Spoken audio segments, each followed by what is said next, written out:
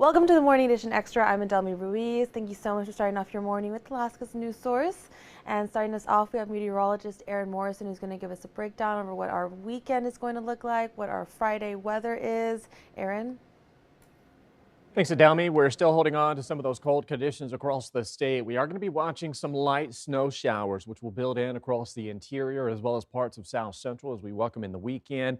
And this will also lead to temperatures slowly warming as we welcome in the weekend, although still on the cold side. And there's no change in our overall upper level pattern, which will keep the temperatures across the state on the colder side for March standards. 31 below in McGrath, as well as Fairbanks, 17 below in Dead Horse, Anchorage sitting near 0 degrees, as well as Juneau, which did see those temperatures bottom out through the night up under those clear skies. So we are still seeing many areas across the state with those colder conditions. And while it is fairly quiet in terms of precipitation outside of southern parts of the Panhandle, as well as through parts of the central and eastern Aleutians, we're going to be watching this system dropping south out of the Chukchi Sea. And as that sweeps through the state, it will lead to a return of a northerly wind. So if you live out towards Kotzebue Sound, south towards northern parts of the Seward Peninsula, you will see some northerly winds leading to some blowing snow later today. But what's going to be happening as we welcome in the rest of our Friday, that system will drop south, southeast into the interior, as well as through parts of the slope. That will lead to some light snow accumulation. Now, anytime we have cloud coverage in the forecast, that is indicative of moisture in the atmosphere. That's why we could still see some flurry to light snow activity, and that's what we are going to be watching this weekend. There's also going to be some snow building in across South Central, primarily for coastal regions as we welcome in the weekend, particularly through Prince William Sound and the Chugach Range. But as you head across the Kenai, Anchorage, as well as into lower parts of the valley, there is that slight chance that we could see some flurry activity, if not a passing snow shower, as we welcome in the weekend. Should that occur, we'll only pick up about ½ inch to an inch of snow accumulation. Temperatures today through the interior will try to break 0 degrees. Some locations will warm into the single digits. Others will stay just a few degrees below 0. And when it comes to that snow accumulation, again, dry today. There's that snow arriving overnight into our Saturday and then tapering off Sunday morning. This is only going to amount to a trace to about ½ an inch for many areas, although we could see some locally heavier amounts. And this push of snow will also bring some warmer conditions. You can see highs topping out in the single digits as we welcome in the weekend. On into next week, we do see the return to highs dropping back down near, if not some sub-zero values, while overnight lows at Delmy drop near -30. Thank you, Aaron. And Thursday was recognized as Ashley Johnson Barr Day. On the day she would have turned 18 years old, Ashley was murdered in 2018 when she was only 10 years old. Those who knew her or saw her pictures say they remember Ashley's smile, taken far too soon, and we recognize her. Her family looks back. As we recognize her, her family looks back, carrying the banner of her memory forward. Joel Good had an opportunity to sit down with them. I've wondered numerous times, like, if she's still here, wonder how she would be. I think she still would have been the same person that she was when she was 10 years old. Someone that, just like I said, a very loving, caring, kind person. On Thursday, Ashley Johnson Barr would have turned 18 years old. I can't, 8 years went by so quick. In that time, Ashley's family sat through hours of court hearings, saw her killer convicted and sentenced to 99 years in prison. Her father, Scotty Barr, said eventually the family felt a move was necessary. I felt like I needed to go and get away from Kotzebue as long as we can, and I wanted the kids to experience life without, seeing their sister grave in Kotzebue. Barr said that through good and bad days, Ashley's memory carries him forward. And that's my motivation. If she's able to go ahead and try to fight for that last breath, then I can do the same thing. Striving to save others from the same tragic fate. I want to continue to be not only the voice of our daughter, but I want to be a voice for other families that are still going through it. Remembering that little girl who loved to sing, "Yes, Jesus loves me," pick berries, and play basketball. As we spent numerous home games, regionals, state basketball. She enjoyed watching. Today, I think she would have probably played basketball as well too. While bearing the bittersweet pain of a birthday without her, Ashley's family and many others wore purple, her favorite color, to honor her. On her father's shirt, a picture of Ashley wearing the famous contagious grin that she is still remembered for. She just had that affectionate smile, that went from ear to ear. She just enjoyed life. Scotty said he is currently working with Ashley's school in Kotzebue to reserve a place for her picture at what would have been her high school graduation in the spring. And for nearly 2 decades, an Anchorage woman says injections she received for treatment didn't help her medical condition, leading to repercussions that extended beyond her health. Dawn Weisenhunt claims treatment for her autoimmune disease at a clinic run by Dr. Clarabelle Tan was administered as part of a fraud scheme, one she experienced for roughly 16 years. A federal grand jury indicted Tan and her husband on multiple charges, saying the couple generate over $12 million in false insurance claims. Weisenhunt says she's still processing the whole ordeal. It was like being chucked back down into a whole black hole of uncertainty. Someone I trusted for so many years, the questions that go through your head are like, am I really sick? The Tans pleaded guilty, agreeing to pay over $8 million in restitution and penalties. Sentencing is scheduled for March 17th. Another case we're following is the Dustin Ruckman trial, and Thursday a jury was selected. The 24-year-old was in court Thursday, charged with 2 counts of criminally negligent homicide in the 2019 deaths of Unalaska teens Carly McDonald and Kiara Renteria Heist.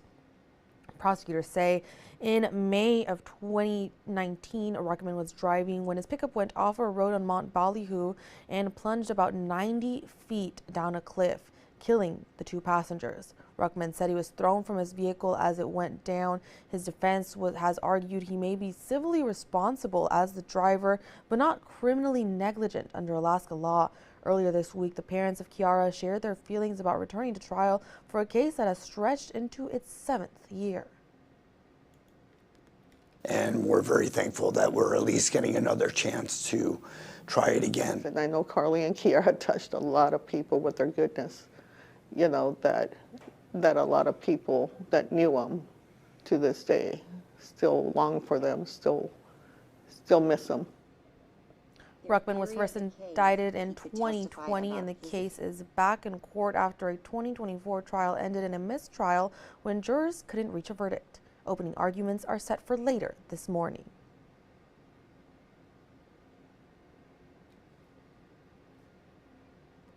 And Secretary of the Interior Doug Burgum was in Anchorage before making a trip to Japan to promote the LNG pipeline development in Alaska. He was joined by Governor Dunleavy at Ted Stevens International Airport on Thursday. The group highlighted the commitment made by President Trump to develop Alaska's resources and unleash the potential possibilities. Here's some of what Burgum had to say. Alaska has a huge role to play. Alaska has been in the business, shipping LNG from Alaska uninterrupted. There's no straits, there's no threats, there's no terrorist countries that are blocking it. For 50 years, there's been LNG flowing to our allies. As for Governor Dunleavy, he says lawmakers can expect an anticipated bill proposing a property tax for the gas line as early as next week.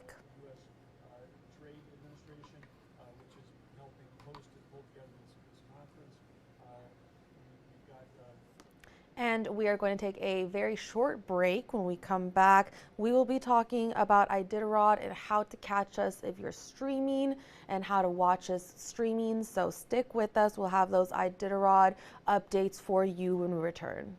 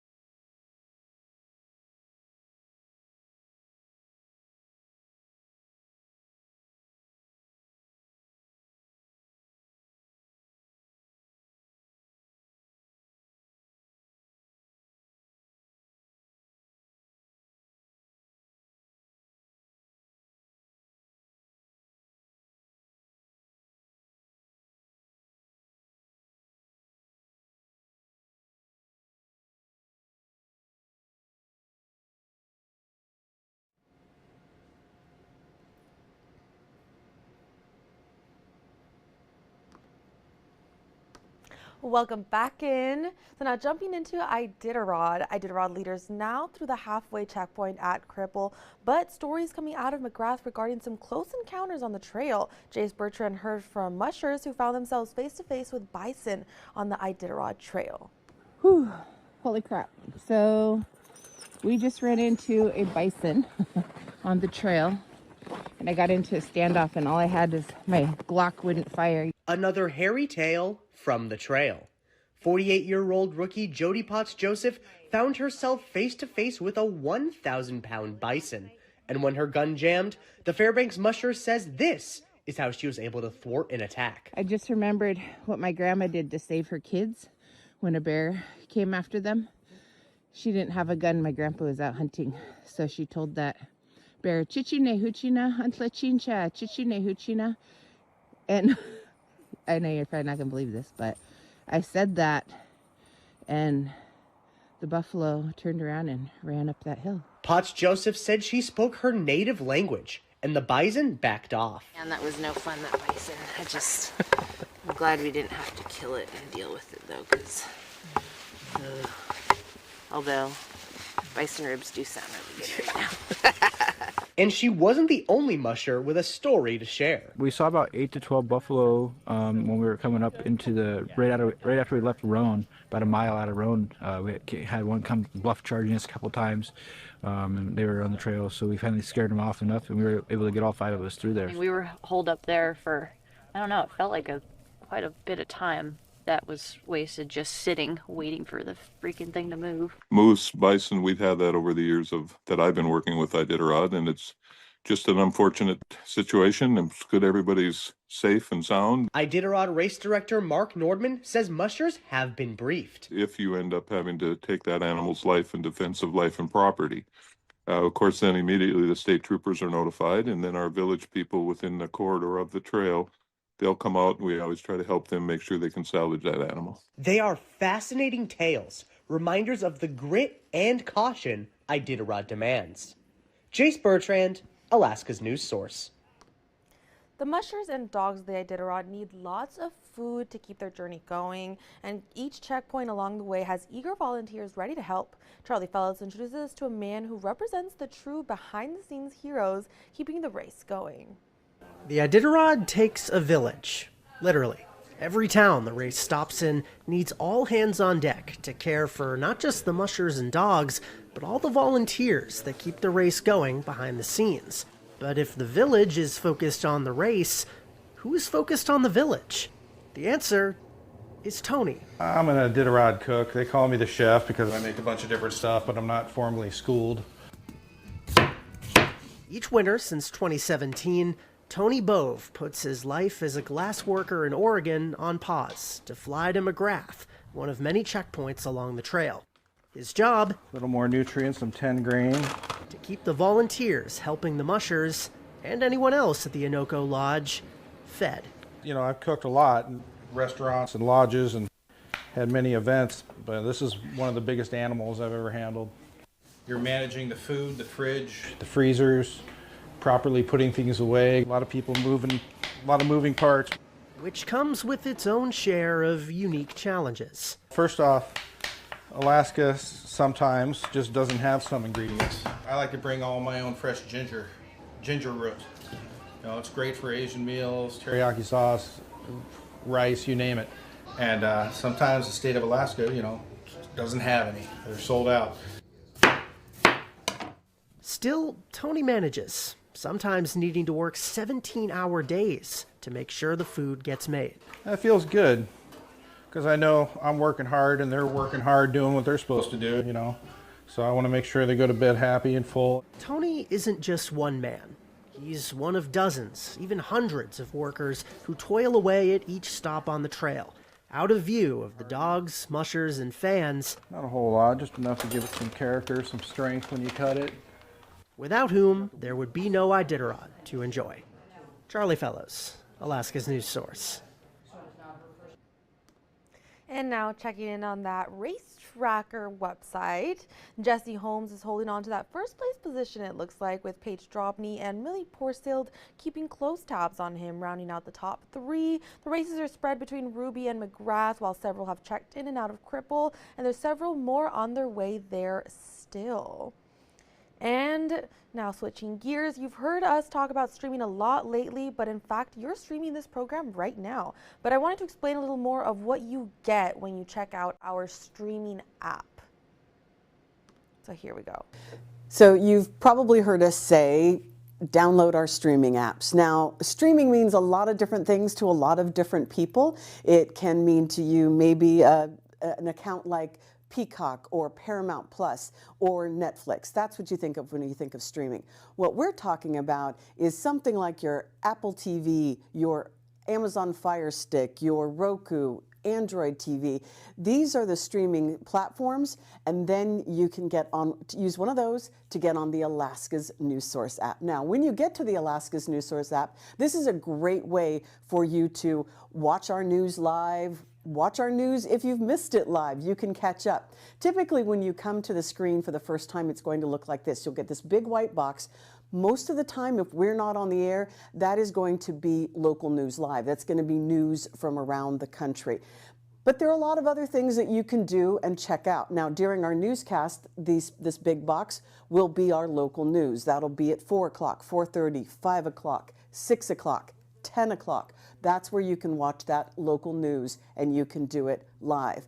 But say, you get home at 5:15 or 5:30 and you've missed the news. Well, here's what you can do. If you scroll down in this banner down below and you click a little bit to the right, you get previous newscasts. So you can watch today's morning edition if you didn't get a chance to see it, or maybe you like the late edition, so you can get that news at 10.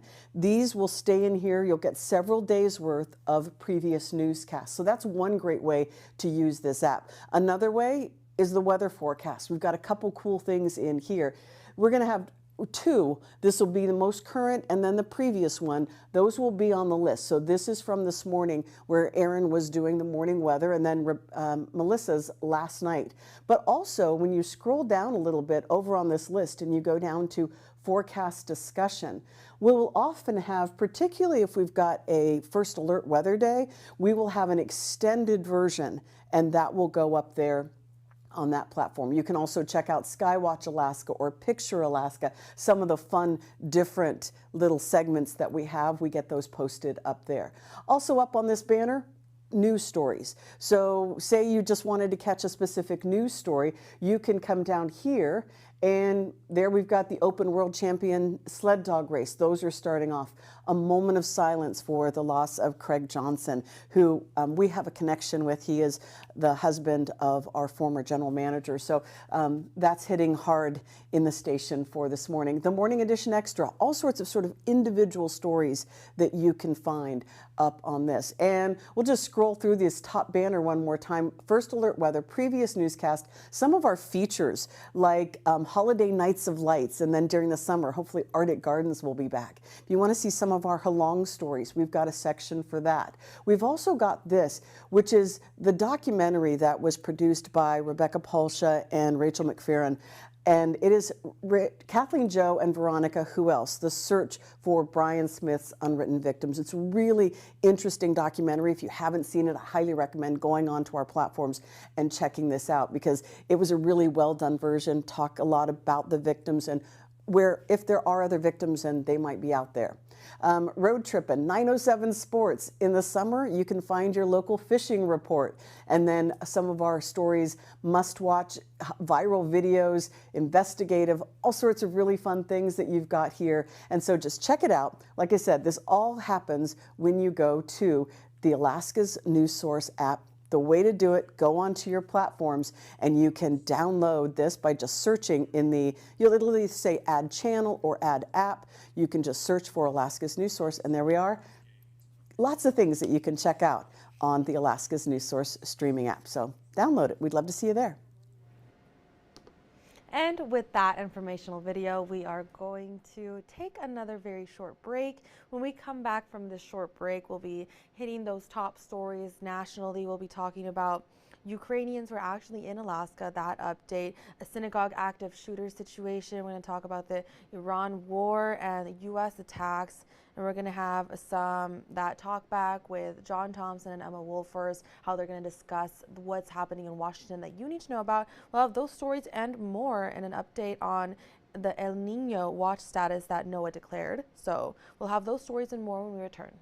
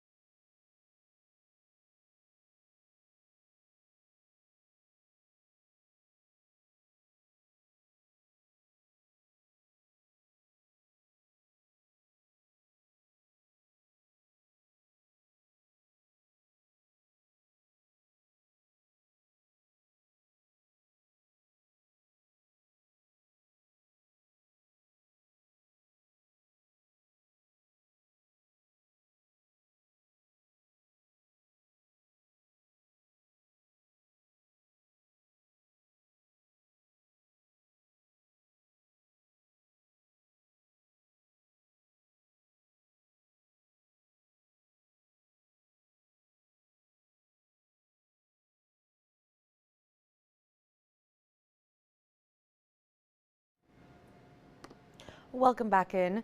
2 instances of deadly violence in the United States, one directed at a synagogue, the other at an ROTC class. That as overseas strikes in Iran continue, while the Trump administration looks into options to stabilize the price of oil, including the U.S. Navy to escort vessels through the besieged Strait of Hormuz. Alex Barr has the latest from Washington.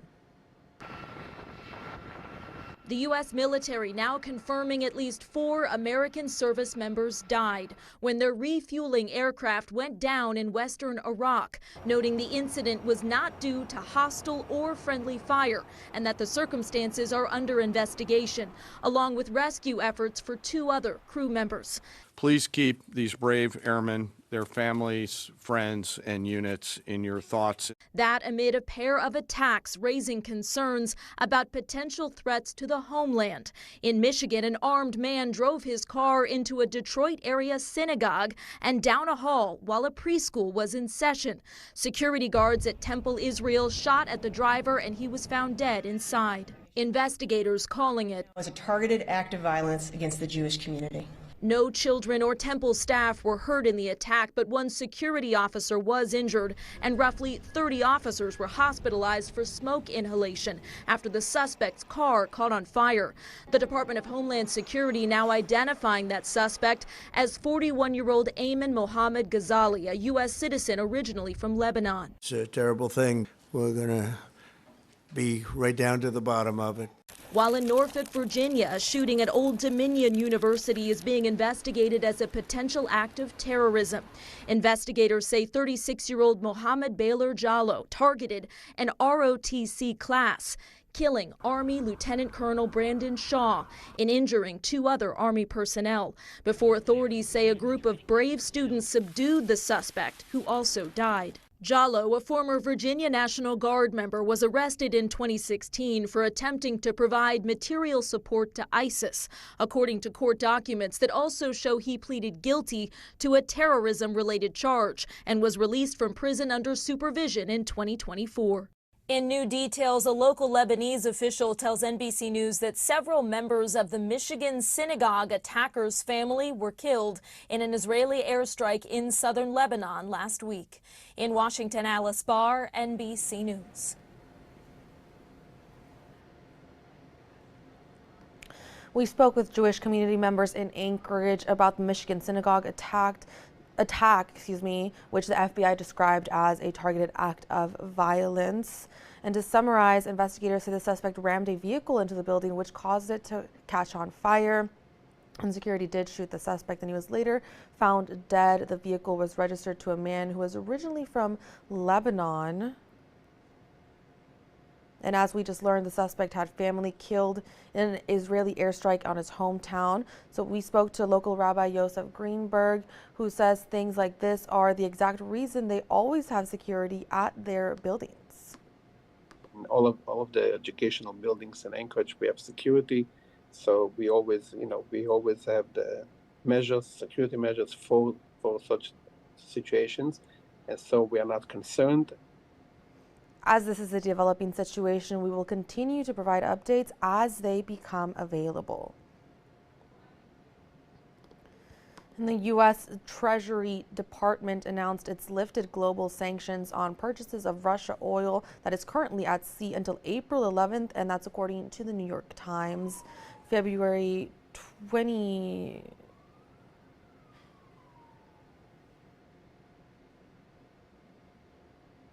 24th marked 4 years since Russia's full-scale invasion of Ukraine. Recent news of President Trump's temporary lift on Russian oil sanctions means some relief for a panicking global energy market after the Iranian conflict halted shipments of fuel through the contested Strait of Hormuz. But the move drew concern from Ukrainians now in their 5th year of weathering Russian attacks. The war, the aggression, has always been fueled by Russia's sales of their oil. And we have lived through 4 horrific years when there were sanctions in place. We know that Kremlin would win from the lift of sanctions. About 1,000 Ukrainians remain in Alaska with uncertain temporary humanitarian parole status. Governor Mike Dunleavy asked the White House for a more permanent path for them to stay. He sent this letter to President Trump in January asking his administration to consider options to allow Alaska's Ukrainians to continue working and living in the state. As of Thursday, the governor's office has not received a response. The National Oceanic and Atmospheric Administration, NOAA, is warning that El Niño may return later this year. In a forecast released Thursday, NOAA issued an El Niño watch, saying conditions are favorable for the climate pattern to develop within the next 6 months. Forecasters expect it could emerge sometime between June and August and last through at least the end of the year. El Niño occurs when unusually warm ocean water spread across the tropical Pacific, shifting winds and weather patterns around the globe. It could have a significant impact on winter weather and also reduce the number of Atlantic hurricanes this season. It could also make 2026 or 2027 the warmest year on record.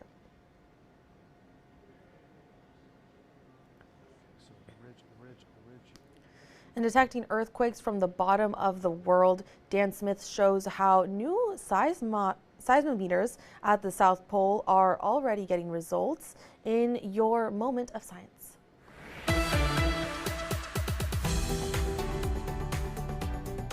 From the rumble of volcanoes to cracks of thunder, Earth has always been noisy, and that was before humans hit the scene. Separating noise from signal is a key task for many scientific fields, but where do you go to get away from it all? How about one of the most desolate places on the planet? For us, this is one of the most remote seismic stations in the world, so it fills a large gap in global coverage for us. Dr. Rob Anthony with USGS says the first South Pole seismometer was installed in 1957, and in the decades since, they've been replaced or fine-tuned with the newest tech.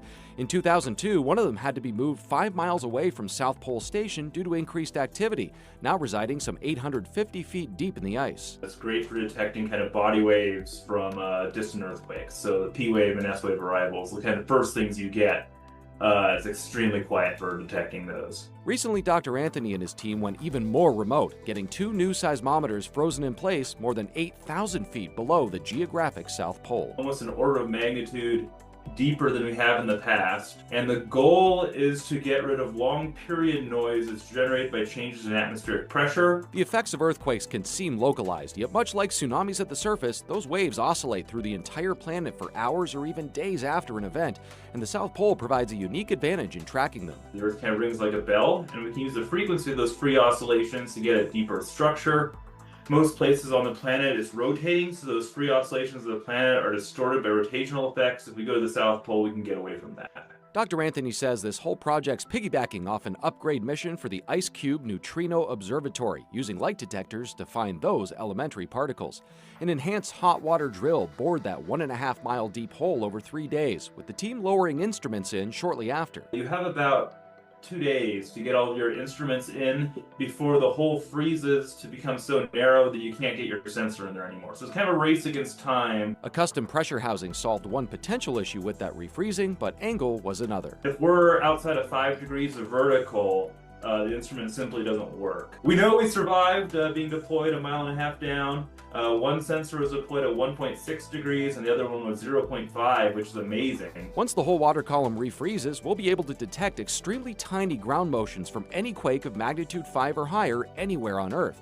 The new tech already had a good shakeup of a test case earlier this year. We did pick up a 6.1 earthquake in Japan a few weeks ago. So that was near Okinawa, and we recorded that well in our instrument. Dr. Anthony says this passion project of precision has been the highlight of his career. It kind of merged my passion for science and engineering and kind of building things together, and to kind of take this long shot and see it all come together and get, through all these engineering and logistical hurdles was incredible. We basically launched the rocket to Mars, and we just need to kind of stick the landing. For this week's Moment of Science, I'm Dan Smith. And now we turn to our very own John Thompson, who's speaking with our Washington correspondent Emma Wolfers on what has been happening in Washington that you need to know and what we can expect as the next week gets started in a few days. Well, in his first statement since taking over, Iran's new supreme leader has vowed to avenge the Iranians killed so far in the war with the United States and Israel. Alaska's news source Washington correspondent Emma Wolfhorst joining us from D.C. Emma, how are U.S. officials responding to that? John, Thursday, military officials said American forces have now struck more than 6,000 targets since this operation began. That includes more than 30 of those Iranian mine-laying vessels. Now, President Trump addressed this at an unrelated White House event Thursday. He said the situation with Iran is moving along rapidly and doing very well. He said the U.S. is doing what has to be done, what should have been done, adding, quote, "They really are a nation of terror and hate, and they're paying a big price right now," end quote. So not backing down on those threats against Iran. Commercial ships in the Persian Gulf were once again a big target Thursday. In one of those statements, Iran's new leader said, quote, "The leverage of closing the Strait of Hormuz must definitely continue to be employed," end quote. So Iran seemingly still on track to disrupt shipping traffic and commercial vessels in the region. Those disruptions led the price of oil to jump 9.2% Thursday, ending the day at around $100 a barrel.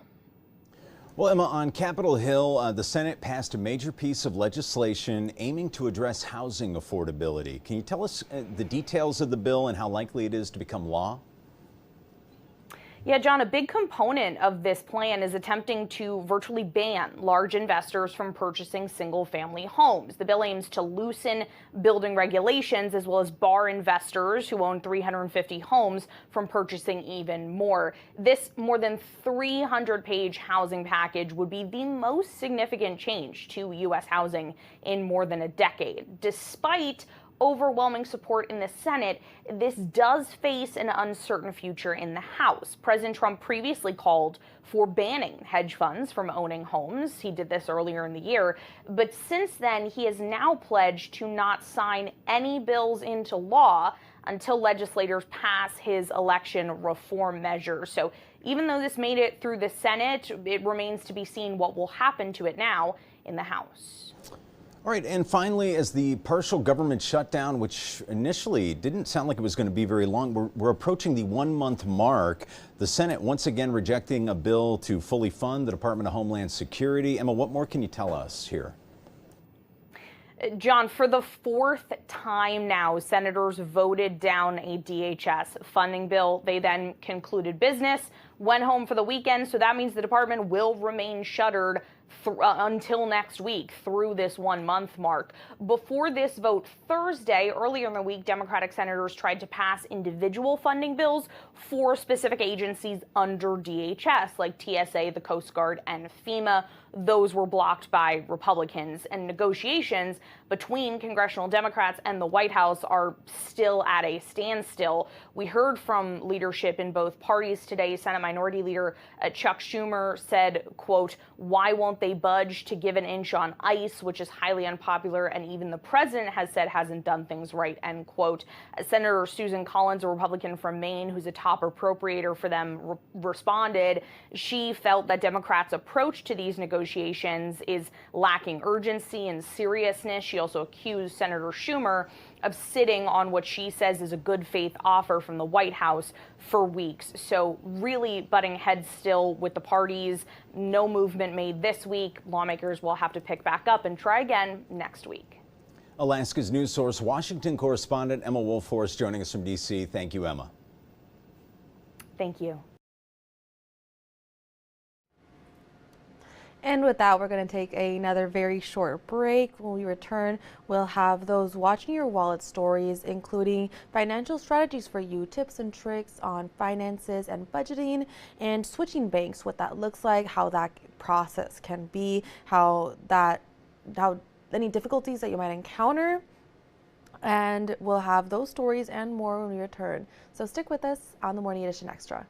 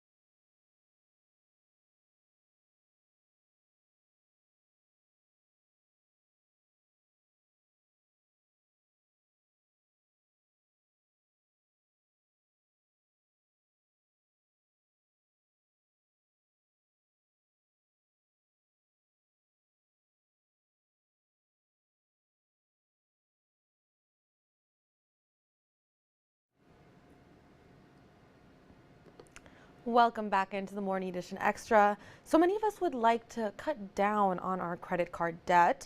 So in this Watching Your Wallet, we have some tips and tricks, some financial strategies to help you do just that. The COVID credit cycle started with consumers getting stimulus money during the pandemic.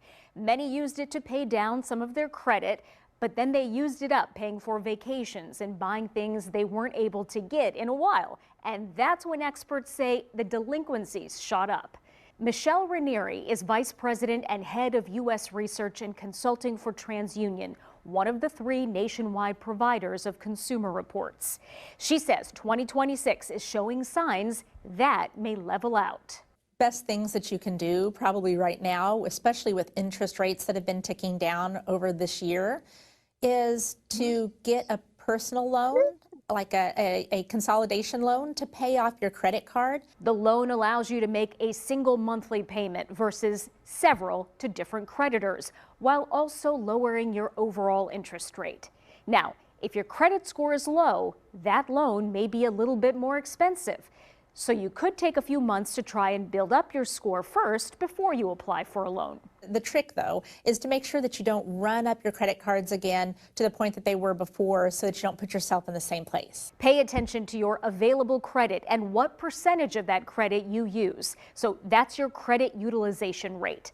To find your rate, divide your total credit card balances by your total credit card limits. The higher utilization, it can take points off of your credit score. As always, Ranieri stresses pay your bills on time, and we mean all your bills, not just your credit cards. 1 day late makes a difference. That's considered not on time. Pay the entire minimum amount.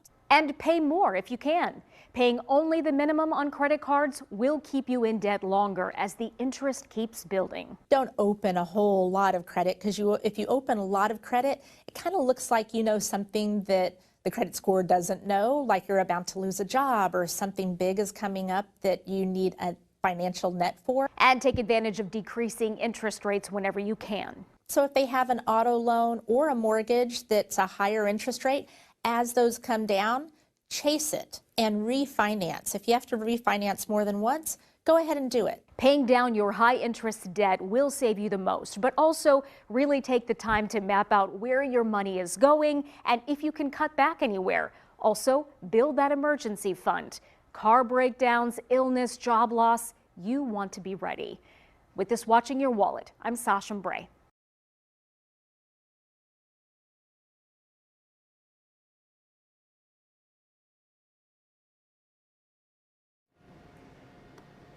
You can't predict the next time you'll blow a tire on your car or face a plumbing disaster, and it's why emergency funds are so important.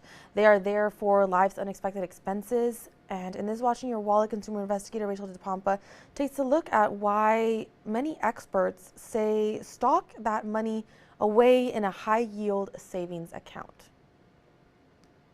Move your money where it can grow. Most Americans tend to keep their money in the same bank account for years.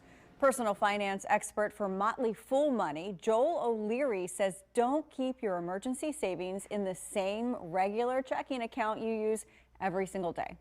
Because you're going to be tempted to dip into them. And when you're always looking at like a larger balance, it can play mind tricks on you. So right now, high yield savings accounts are the best place. They're kind of a no-brainer. They're just like regular savings accounts, except high yield savings accounts pay a higher interest rate. Just to give you an idea of what that looks like, some of the top online banks right now are offering high yield savings accounts with interest rates around 4% APY.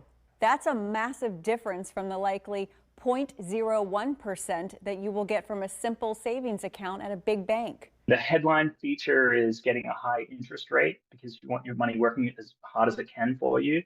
But that can vary a lot from bank to bank, so it's important to shop around. Monthly fees are a pet peeve of mine, so I always recommend working with a modern online bank that just doesn't charge any junk fees. He says this simple move will have you earning real dollars in interest instead of just pennies. And he says it has the exact same safety as a regular savings account. Just make sure the account is FDIC insured, ensuring you don't lose your funds if the institution goes under, also providing peace of mind. With this watch in your wallet, I'm Rachel DePompa. And very exciting news, we're starting a new series where we get the chance to learn a little bit about some of the other towns in the United States. And our own Tracy Sinclair starts us off with what should we know about Portland, Oregon? We are starting a new segment here on The Potluck. We want to talk to some of our sister stations across the country because we do have a lot of opportunity with our parent company to kind of interact with a lot of different people.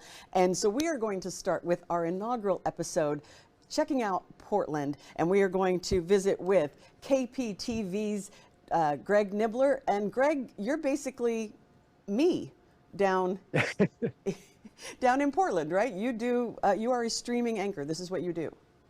That's correct. Yeah, it sounds like the counterpart here in Portland. So live streaming here, we've got a few different shows that we do, and we do about anywhere between 4 to 5 hours, 6 hours, sometimes a day of live streaming. But for my part, there's Good Day Oregon Plus, and then Fox 12 Now. So yeah, the counterpart to Alaska there. Wow, that is just kind of amazing. Okay, so I just want to ask you a few questions. There are obviously no right or wrong answers. These are things that you think of. First, how long have you lived in Portland? A long time, probably 20 years. Okay, so you know it well. Yes. Okay, great. So what food would you say that Portland is best known for? That is a hard one to quantify. I would say it's more the diversity of food that we have here, because that's one thing that Portland's been recognized nationally quite a bit. We have, obviously a lot of food carts that are it, but we've got a lot of like James Beard award-winning restaurants and things. So I would say it depends on what you're into, which that may seem like a cop-out answer, but I don't know if there's any one dish that I can think of that Portland would be known for. It's more just, we have a variety. So it kind of depends on what you're into. Just kind of a foodie city, I believe. Yes, it has been called that. One of the things I do think of, I have family that lives just outside of Portland in Camas, Washington, and so we visit a lot. And you're right, it's food trucks and voodoo donuts. Those are the two things I think of when I think of Portland, food-wise. Yes, that one definitely. Voodoo gets a lot of press for people visiting the city. I don't know if there's a lot of people who live here that go to it that often, but certainly it's definitely one of the most famous things from Portland. Now, when you're getting out and about, maybe you're going on a hike, what is the most dangerous animal that you're worried about running into when you go on a hike? People? No, I would say as far as the most dangerous animal, I mean, it's nothing like Alaska. We're not going to have anything. We're not too worried about brown bears coming across those. I would say, gosh, I don't know. Yeah, mountain lion. Mountain lion may be the most dangerous thing that you would encounter. Maybe a really mad black bear. But mountain lion's probably it, although it's so rare to see them. You're probably okay. Yeah. Okay. Yeah, because as you said, we hike with bells on. We're constantly worried about running into a bear. Do you guys have poisonous snakes and spiders? So I've actually done some segments on that. Snakes, no, not really. Well, not right around Portland anyway. There are rattlesnakes if you get into Central Oregon. Spiders, there are some black widows. That's probably the most dangerous, but even those aren't really around here too much. If you get further away from Portland, we've got a lot of terrain here in Oregon. Central Oregon, you may have a little bit more of that. I don't even know if there's any brown recluse technically. There's some hobo spiders, things like that, but not a whole lot to worry about. I like that, because that's one of the things I like about living in Alaska is we don't have those things. What do you see as a misconception about Portland? What do people say and you go, oh, no, no, no? That there are riots 365 days a week and that the city burned to the ground in 2020. That's probably a big misconception. That's not the case. It's largely, it's a pretty relaxed city, I think, as far as if you're going out and about, people are generally friendly, and it's not as wild and crazy as I think some people may think it is. What do you think that people in Portland, what are they proud of? What do they like to share about their city? I think, you know, again, it depends on what you're into, but there's the food scene aspect. But I think the fact that we're so close to the outdoors. I mean, much like Anchorage, but we're, you know, an hour away from the coast, an hour and away from the Cascade Mountains, from Mount Hood. And you have so many opportunities to get outside. And I think that's certainly something that I think a lot of people take pride in, is that environmental aspect of incorporating that into the city, and, you know, lots of bike lanes and all of that stuff.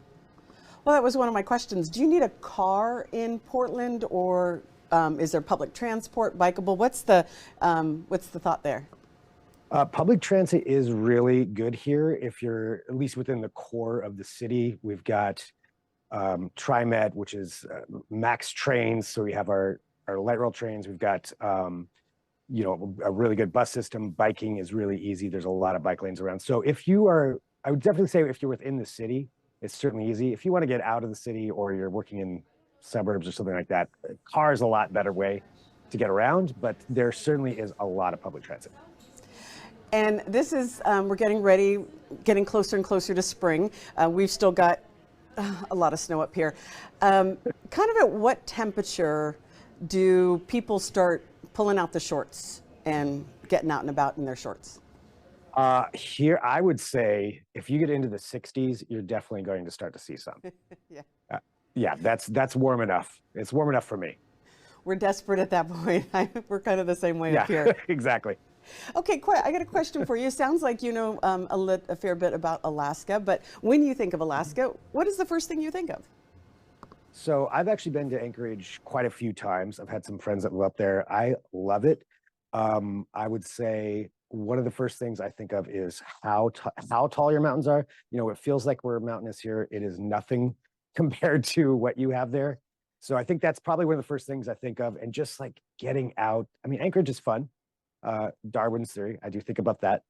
Spent some time there, but yeah, getting out into the wilderness of Alaska, that's one of the first things I think about. Very good.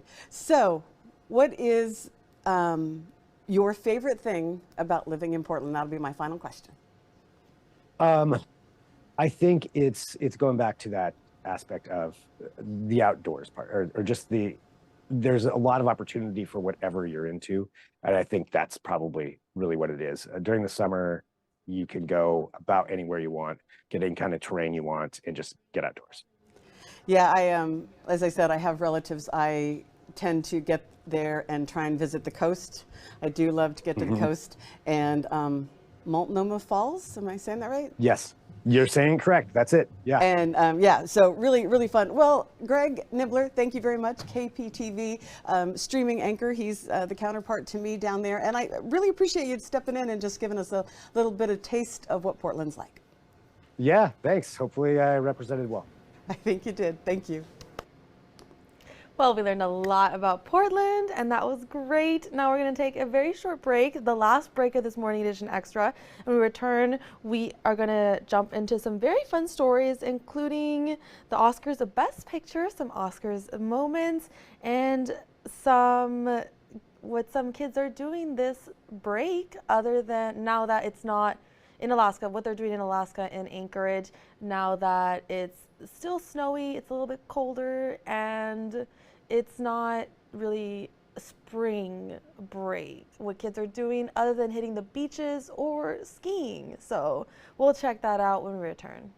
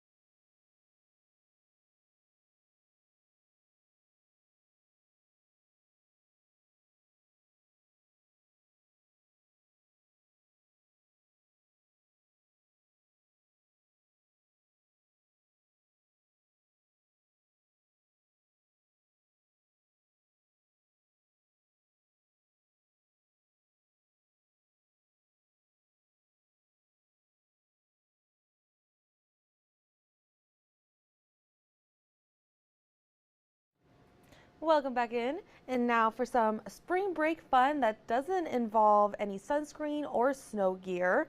So we live in Alaska, and instead of hitting the slopes or going to the beach, these kids are hitting their marks at Broadway Kids Camp.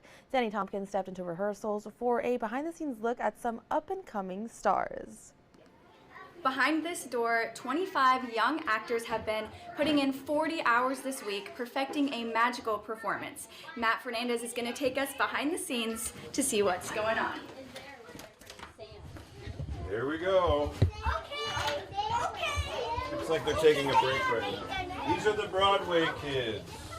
Say hi, Broadway kids. The Anchorage Community Theater brought Broadway kids back after a nearly 20-year break. Fernandez says the idea was simple. They sing it all the time, so why don't we put on a costume and actually perform these things? So this is the opportunity for them to get to do that. 25 kids, 5 days, 2 shows. This is the stage that they'll be performing on. All week long, they rotate between acting, singing, and learning choreography. 10-year-old Eli has been acting since he was 5. It means that they understand my love for acting, and my family is very supportive of me. First-timer Grace is already finding her favorite part. I liked yesterday where we practiced putting on all makeup. And Amelia, back for her second year, can hardly contain her excitement. And we even got a little sneak peek. And they repeat it. It's so fun. Fernandez says the program is about more than Broadway. The lessons these young performers are learning go far beyond the stage. Teaches you how to work in a team, teaches you how to be responsible, teaches you how to commit to something and to keep your word. For these kids, this performance is just the beginning. Danny Tompkins, Alaska's news source. The performances are at noon and 2 p.m. on March 14th. That's this Saturday, tomorrow, at the Anchorage Community Theater. And Panera Bread is introducing 2 new energy drinks to their menu.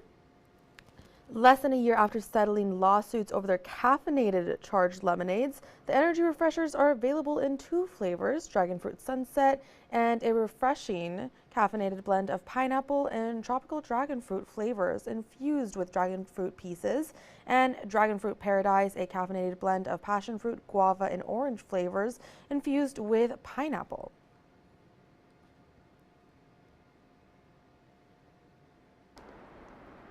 And here's a headline for you. First passenger train from North Korea arrives in China after 6 years. Now, if you're anything like me, your first reaction was, it took 6 years to go that far? Is anyone alive on the train? Now, what I believe they meant to say was that it was 6 years in the making, and finally got the train going as a passenger train from the North Korean capital arrived in Beijing. That being said, I'm a fan of the misinterpreted headline as well. So yeah, after 6 years of making this train and building the tracks and everything, it's 6 years in the making, they got the train going, and the passenger train made it from the North Korean capital all the way to Beijing, China. And finally, at the Morning Edition Extra, the big movie awards weekend is coming up. The Oscars return this Sunday, the 15th. This Sunday the 15th, and up for Best Picture are a number of great films. Marty Supreme, Train Dreams, Frankenstein, and Sentimental Value are also on the list, as well as Secret Agent, Begonia, F1, Sinners, Hamnet, and One Battle After Another. So, which one is your favorite? Or which one do you want to see win? Curious. For me personally, I did enjoy Begonia. I did see that movie, but I haven't seen many of the other ones. I've seen Sinners, haven't seen Hamnet, but I am very curious about Hamnet. But Begonia was definitely a very good one for me, as was Sinners. So very excited for the Oscars. Exciting things happening this weekend. We've got the Broadway Kids performances happening Saturday, Oscars on Sunday. A lot of very exciting things happening in entertainment. And that wraps up the Morning Edition Extra for this Friday and wraps it up for the week. So thank you so much for joining us. And if you stuck around with us all week, thank you so much. And thank you for catching us and starting off your mornings with Alaska's news source. We'll see you again at noon for the latest in news, weather, and more. Have a good day.